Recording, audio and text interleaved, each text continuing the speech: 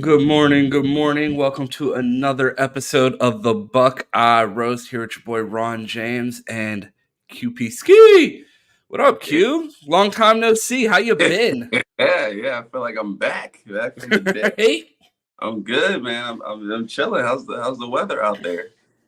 Cold, bro. I text you this morning. I'm like, I need like 5 minutes to defrost when I get out of bed because I was like sweating when I went to bed last night. It was like 70 in my house. It's like, oh, I'm just shutting this heat off, bro. I woke up, it was 51 degrees in my house, bro. I had like a layer, like I touched my phone and my iPad because they're both in my bed and they were both like wet. And I'm like, what happened here?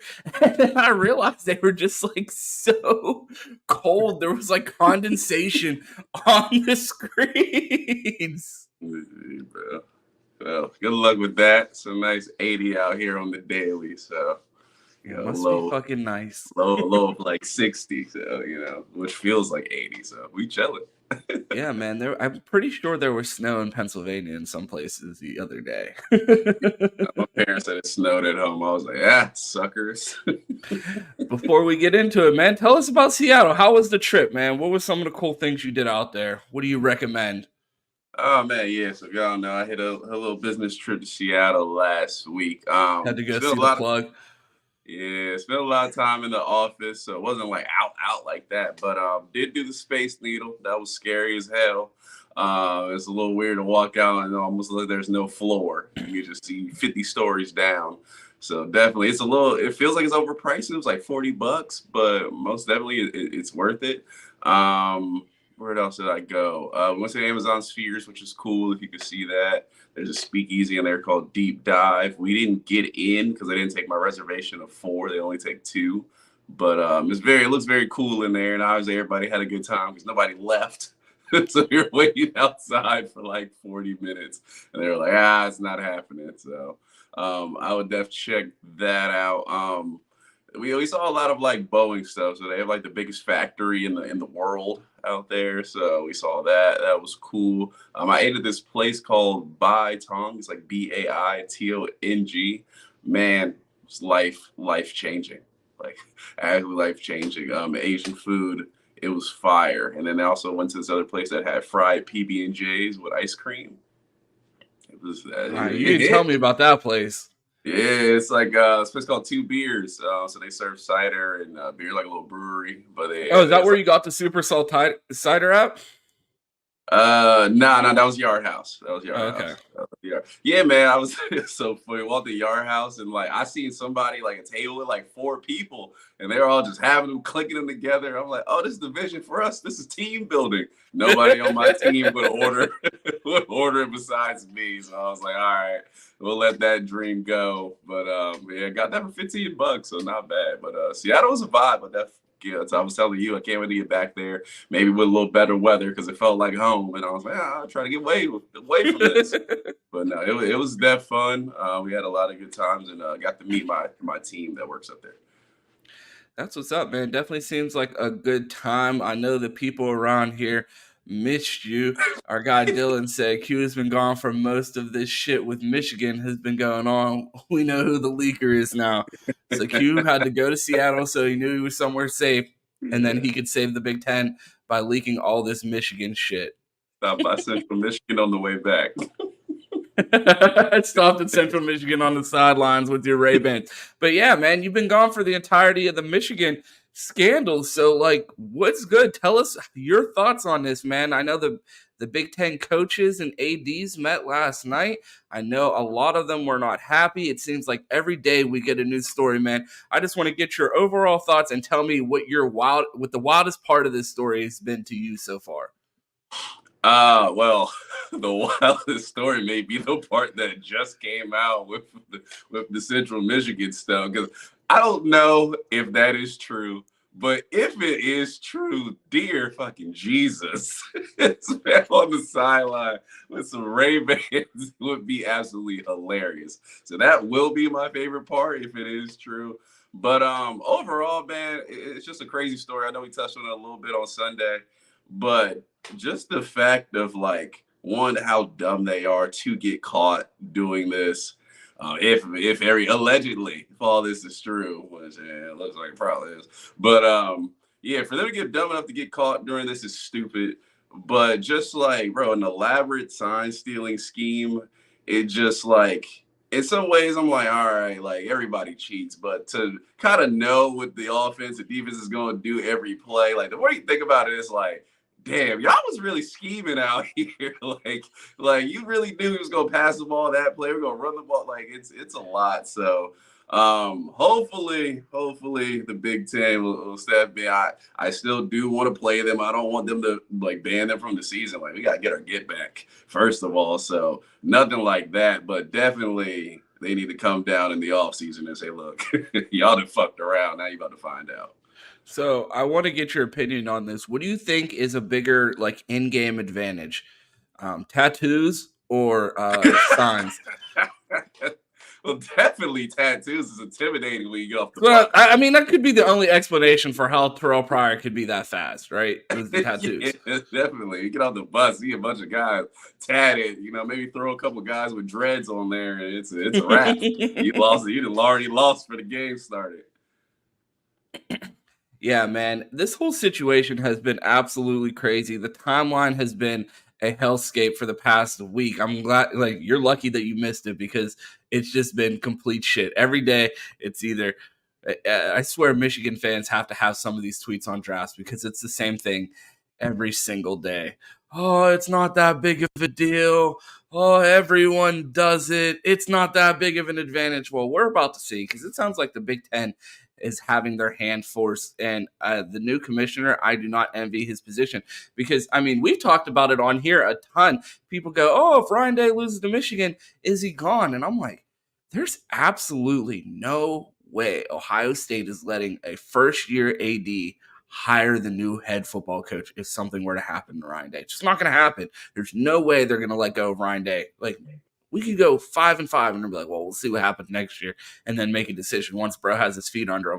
I couldn't imagine being a first year commissioner in the Big Ten and having this scandal with one of the biggest brands in the conference and having to make that decision. Cam made a good point on the phone yesterday. It's like, this isn't like Big Ten commissioners of past. Like, we got a TV commissioner that's here to expand the money of the Big Ten and get this bread. We're not the Ivy League junior anymore. It's about this money. It's not about academics and the standard and all of this shit. They're trying to get this bread. So it's going to be interesting to see how he responds to this situation being the first scandal he has to deal with, especially being such a large brand with the opportunity to have two teams in the college football playoffs that could be so lucrative for the conference. So it's definitely going to be interesting to see how the Big Ten responds to this. Yeah, they didn't fuck his You money there? all up, Nothing to man. say? Yep.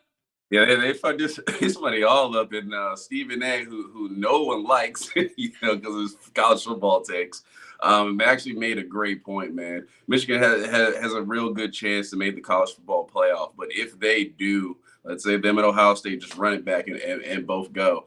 If they do, everybody is gonna look at them like, "How the fuck did you get here?" Like it's just gonna look back and be like, "Dang!" So those wins aren't as convincing, and we don't know what's gonna happen when you get to the other side, especially for teams you haven't scouted for the season. So, yeah, man, it's definitely an interesting place for the Big Ten. I think they gotta act right, but yeah, man, I don't know. That's a tough decision to make, especially right now because the Big Ten is worth so much money. I mean, adding in they're really probably only missing maybe a Notre Dame from like really going through the roof as far as TV revenue. And we're already almost there. So it's definitely interesting to see what he does.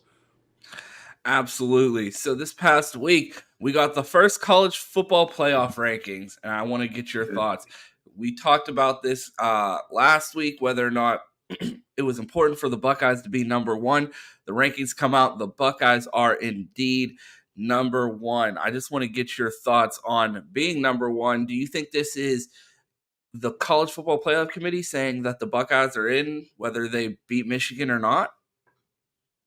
I don't know about that. I mean, it is a good way to get them both in. I just think based on resume, kind of have to be number one right now. I mean, if you held a gun to my head and see who's the best team in the country, I would probably not put Ohio State at current point. I mean, the quarterback play definitely has the raise for me.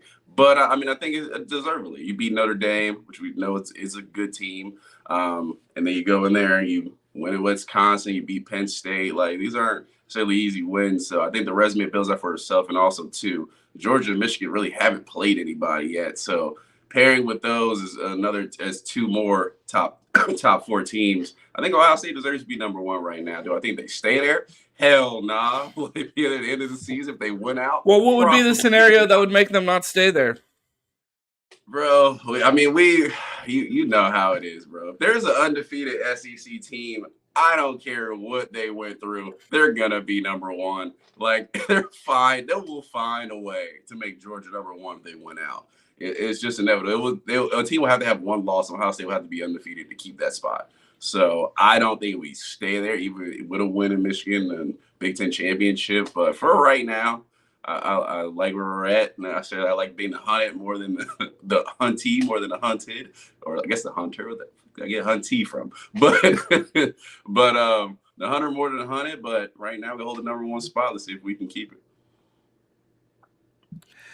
Absolutely. I was excited to see number one. A lot of people were saying, "Oh, I don't want to be number one. I don't want that pressure." I'm like, bring it on. Like, I don't think it changes anything as far as what the Buckeyes have to handle before the end of the year. Like, I don't think anybody's like, "Whew, still make the playoffs and lose to the team up north," because like at the end of the day, I feel like, I mean, they asked Marv yesterday about the Heisman. He said, "I'm not worried about the Heisman. I told you what my goals are: beat the team up north and get to Indianapolis." So to hear that like they're still focused on what the goals are in front of them and they don't see that number one in front of their name and start thinking about national championship and understand that there are still big events on the calendar before they get there that they need to handle. It's definitely going to be interesting to see how the rest of the season plays out. But it would, I mean, if the Buckeyes beat Michigan, I don't see a scenario where anyone in the SEC could jump the Buckeyes. I feel like the Buckeyes have destiny in their hands as far as if they win out, they're going to be number one going into the playoffs, which is interesting because we've never had that one number one position. So it'll be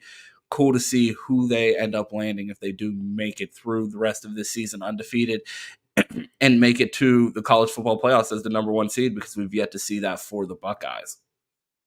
Yeah, it'd be interesting the way it plays out. And two, I do think we are a little bit of level up of quarterback play from really being the best team in the country. I mean, not that harp on Kyle at all, but if he continues to progress just a little bit more, I mean, when you really look around this team, the defense is so solid, man. The weapons on offense is crazy. We saw the return to Travion Henderson over the weekend and just what he can do. Like just a little bit of level up, and we're really looking at national championship. And I want it. That's what I predicted at the beginning of the season. So you know I like to be right.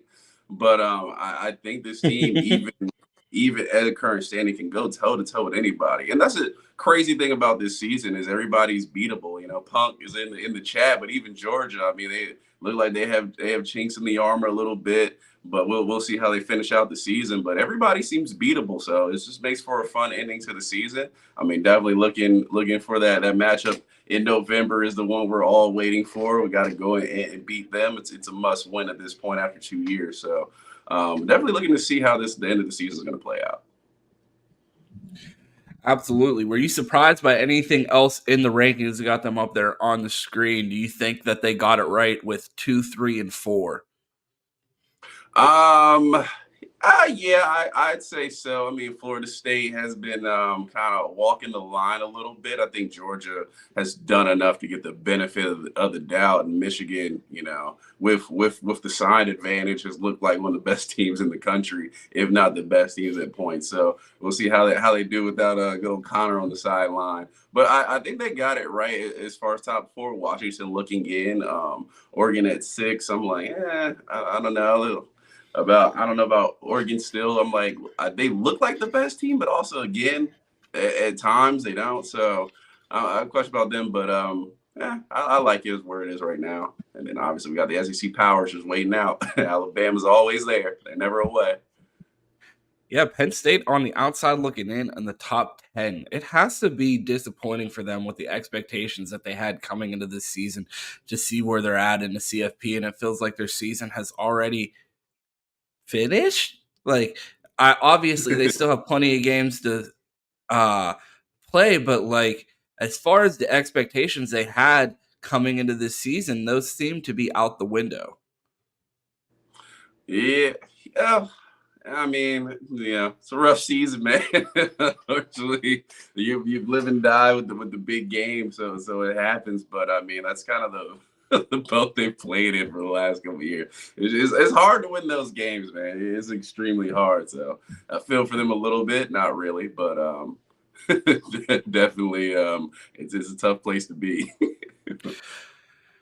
So we haven't really talked about this past week's game. Is there anything that stood out to you? I know we did Buckeye BS, but we normally have like 3 episodes after before today, but we haven't really talked this week. Is there anything that you want to talk about from the Wisconsin game?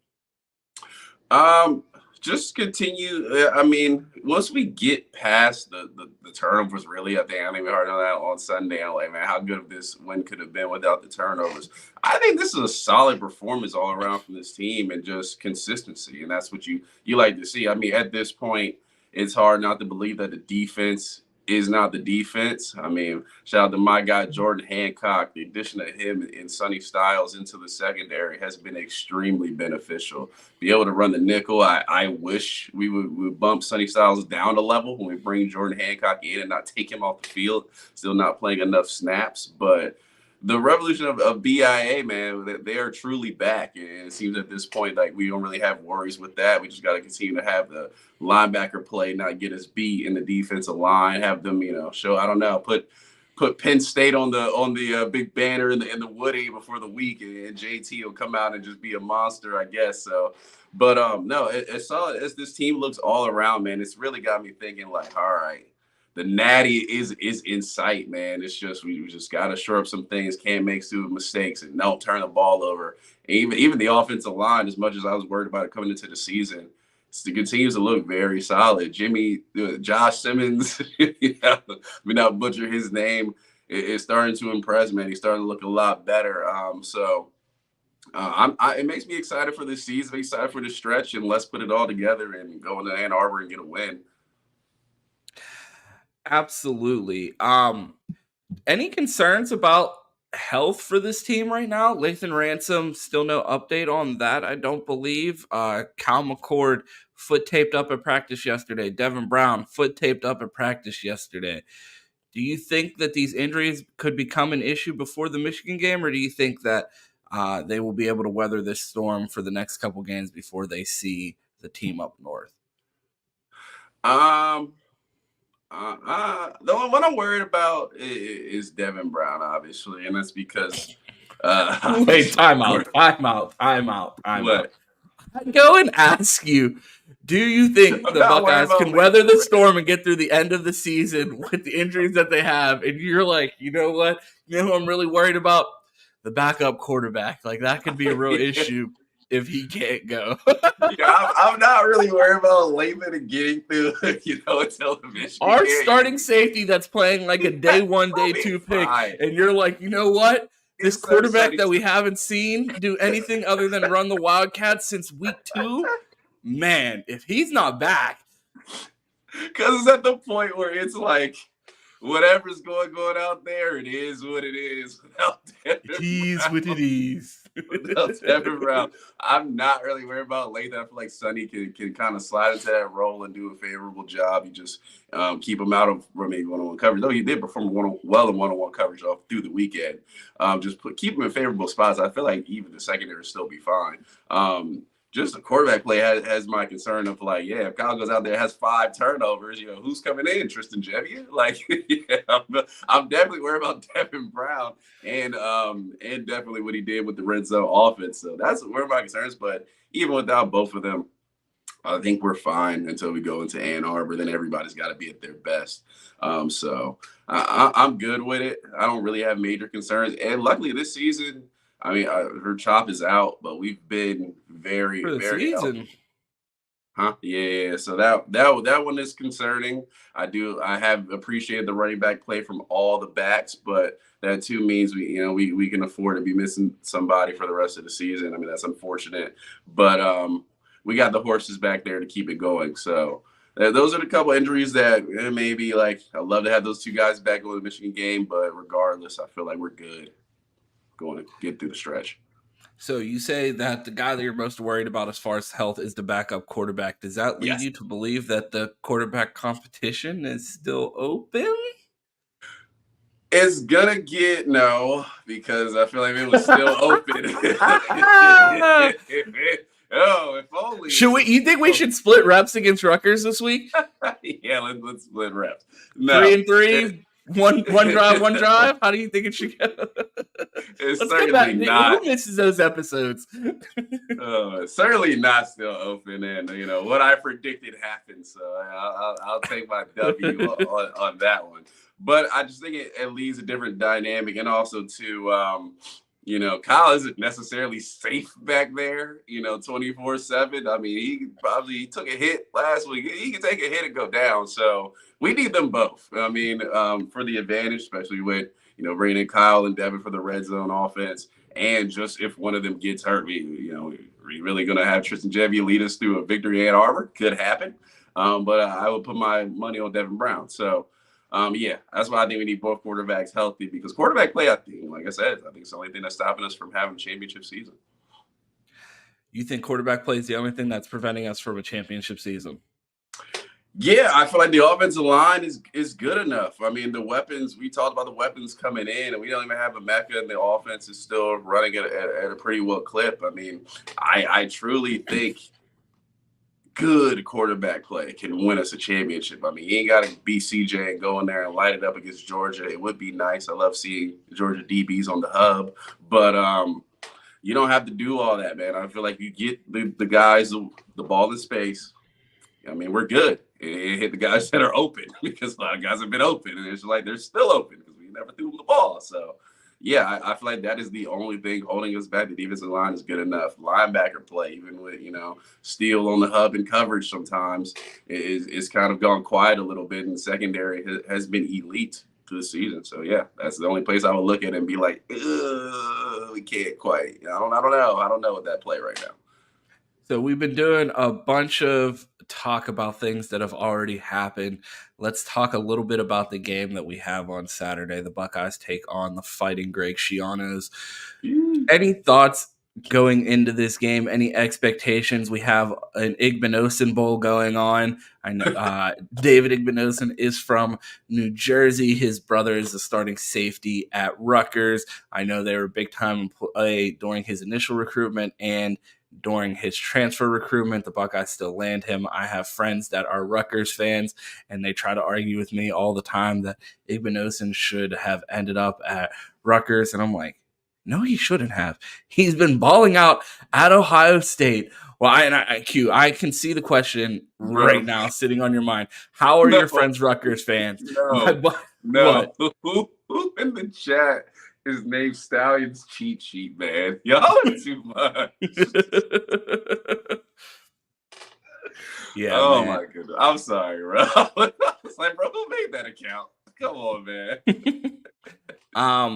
But yeah, I think that Igbinosun definitely made the right decision ending up at the Buckeyes. It's going to be interesting to watch two brothers match up. But any worries going into this game? I saw a graphic during the College Football Playoff Committee that had Rutgers listed as Michigan's top win. Think about that. We're previewing Rutgers right now, talking about the game, and like my only analysis is the Buckeyes better not get scored on.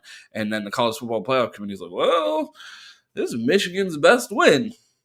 that Igbinosun's from New Jersey. And Tyrone Malone, let's not forget.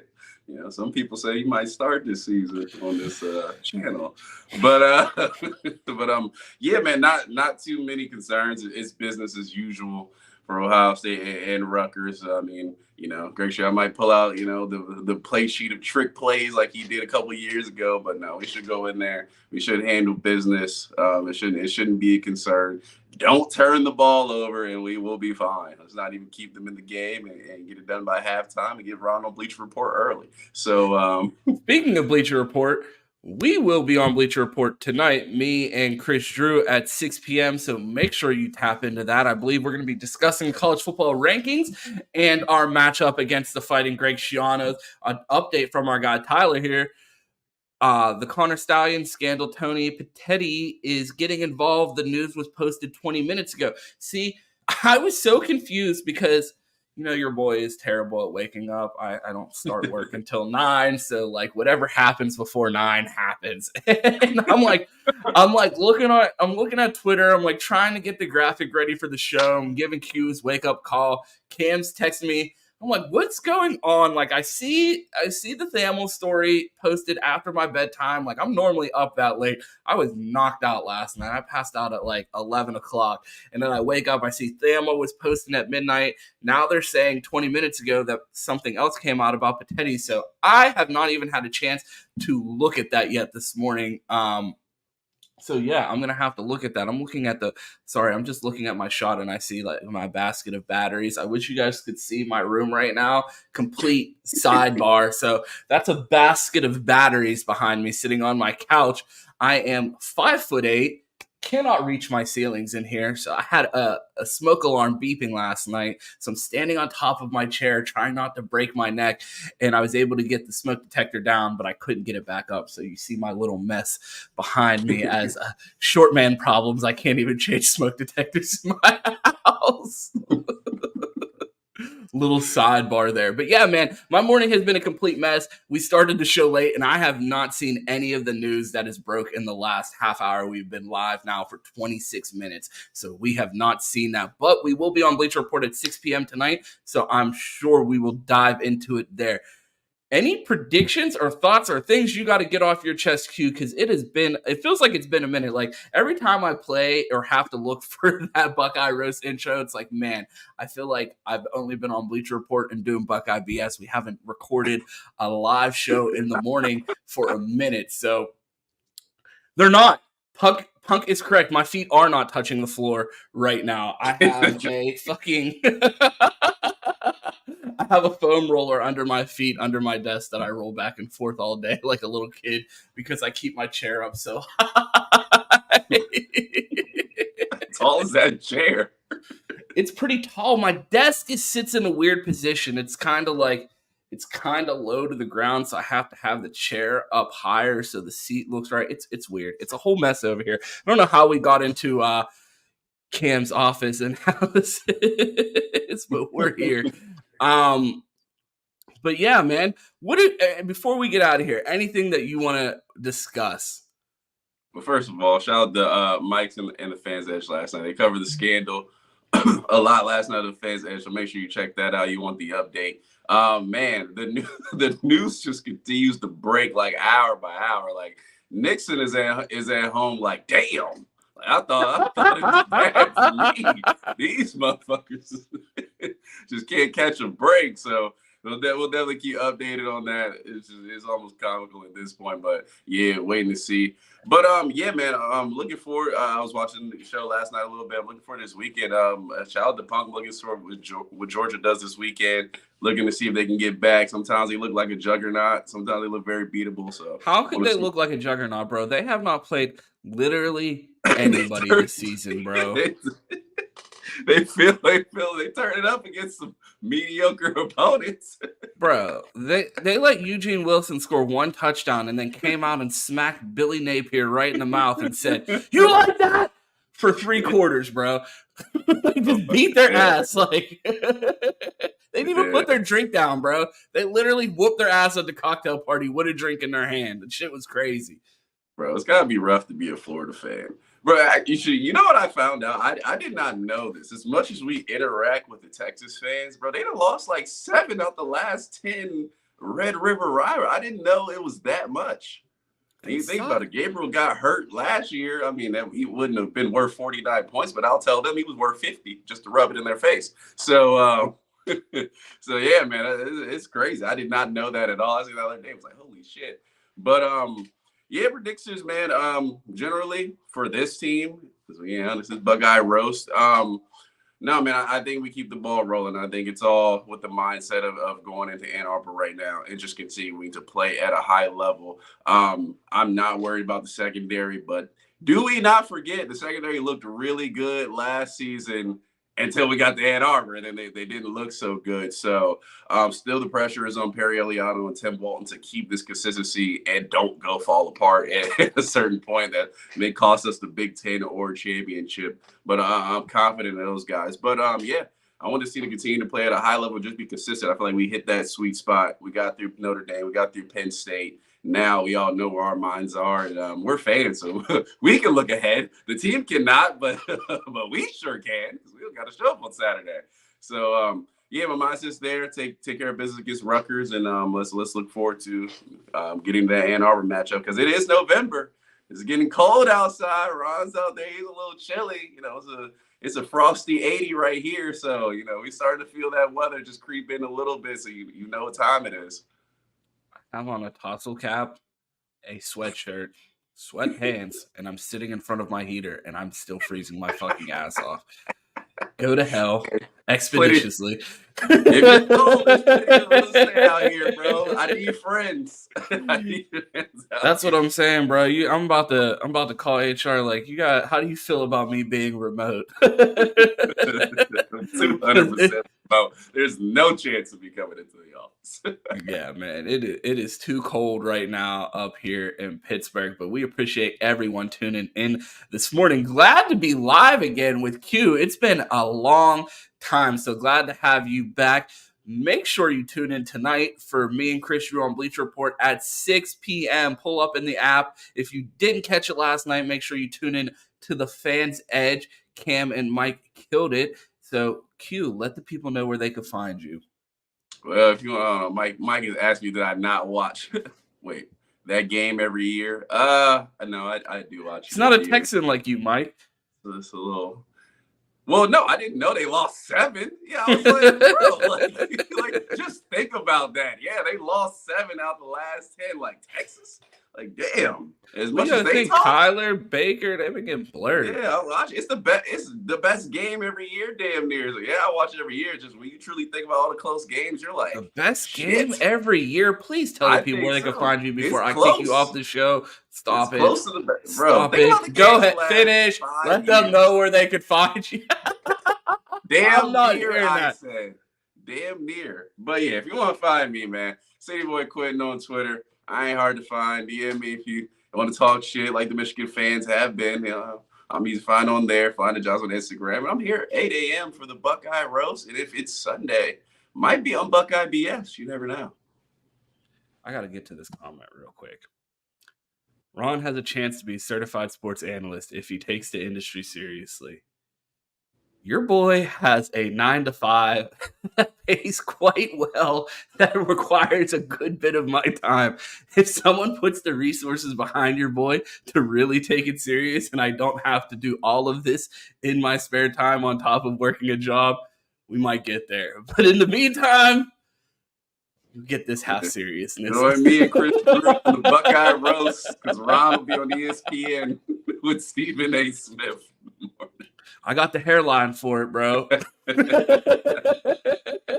I got the hairline down, bro. Go ahead, Q. Let the people know where they can find you. Yeah, I did, man. Hey. First of all, shout out to this channel, man. We doing big things, and you know where you can find me. But man, Fans Edge every Wednesday. Those guys do a great job over there. Bleacher Report, don't forget Ron and Chris Drew. I left Chris Drew some big shoes to fill in, and he's done it admirably. So them two on Bleacher Report, they kill it every week. And the Buckeye BS on Sunday, man, and be here. We between 8 a.m. and 9 a.m. we'll probably be around somewhere. I can't give you the specific time. It's 5 a.m. my time, but we'll be around somewhere. So make sure you tap in with us. That's where you can find me. No, I know Goj was saying it's a salute. I was just trying to let you guys know I'm trying. The plates are spinning. Hey, you get us up to 50K, Ron can quit his job. I still don't think so. I'm not kidding. I can't quit mine, so I have to put it on somebody else. Mike can quit his job. There we go. That's what I'm saying. But no, I appreciate y'all. If you want to find me, I'll be on Bleacher Report tonight at 6 p.m. If you haven't checked it out, check out the Fans Edge. Man, if you missed the college football pregame show last week, you have to tune in. It is just pure insanity on Saturday mornings. It's the best way to get your Saturday morning started for college football.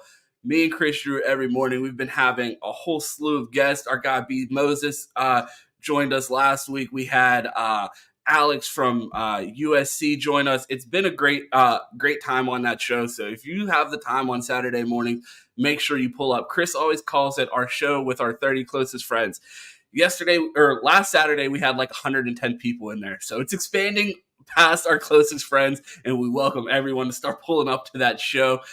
We got to find a solution for Dog's Film Room. A big middle finger to whoever's been copyright claiming our film sessions. Bro, it's insane. So fun little peek behind the curtain. There's someone copyright claiming the film for Ohio State football that is not the copyright owner for the film of Ohio State football and has been getting our Dogs Film Rooms pulled. So we are trying to get to the bottom of that and find a solution, but we will bring that back to you as soon as possible. And of course, the flagship on Sundays, Buckeye BS. We're not doing an instant reaction on Bleacher Report, but we will be on Mark Rogers, Voice of College Football, for an instant reaction on Saturday immediately after the game. We appreciate everyone tuning in to the show today. So glad to be back live, man. It feels like we haven't done this in so long.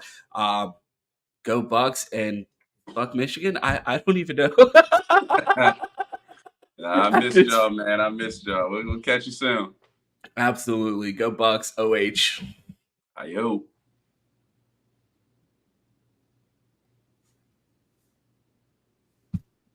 I hit play. It didn't play.